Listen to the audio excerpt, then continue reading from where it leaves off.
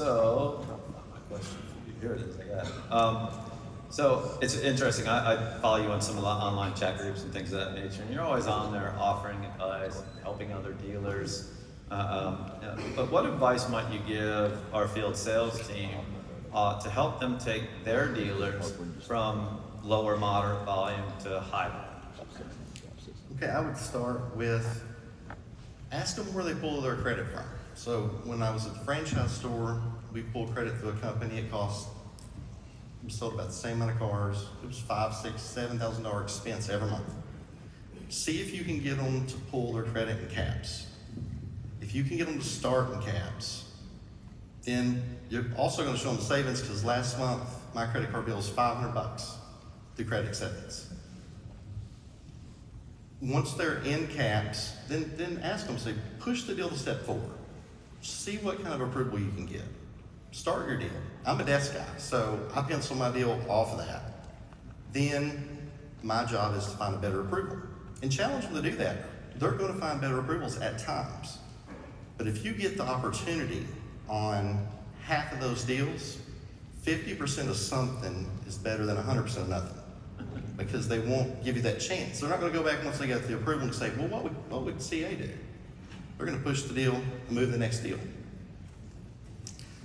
Also, I would recommend to have them to go to the auctions and purchase the repos. For me, my Recon's $1,300 per car. So if I've got a car, I've spent $1,300 on it. That was a good car. And I got the opportunity to go get it back. It's a no-brainer.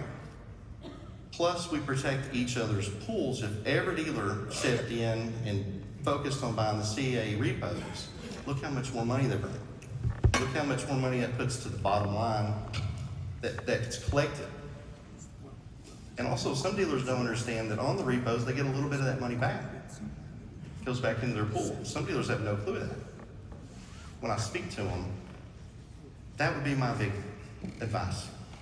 Well, I love it. I know it's one of the reasons your business was able to explode so much, is literally starting every deal in caps. Every deal. A little bit self-serving because you're saving money on the bureau pool, right? You can start every deal there. That way you know you have a way to go with every customer. Listen, if it ends up going somewhere else eventually, fine, great, so be it, right? But for us, selfish in our world, we know we get a better chance of getting that contract if it starts there in cap, starts with the bureau pool, starts with some structure in there. And again, if the deal ends up somewhere else, because it's a much better deal somewhere else, then so be it, right? But otherwise, we get a chance to do that. One more thing to add to that is the pre-approval sheet. It's so powerful. If you give it to someone who's a little short on down payment today, we have them walk in the dealership once a week, once every 2 weeks with that pre-approval sheet and say, hey, I got my down payment. I'm ready to get a car today. Well, if I wouldn't give that to them and give them that opportunity so they can go look at it to try to have something to work for, to save, to get it, I believe that's powerful as well. Music on my ears. So you're talking about the customer approval page that you share with your customers, right? And if they can't buy today, maybe they leave with that approval sheet. And you're saying they actually come back sometimes with more cash down? All right. Absolutely. There's a note to take on that one. I can have one thing. Let's go. I would suggest you tell your dealers, don't use the word credit app ever again. We always say approval form. Customer, we like you to fill out this approval form. It already puts, okay, you're approved.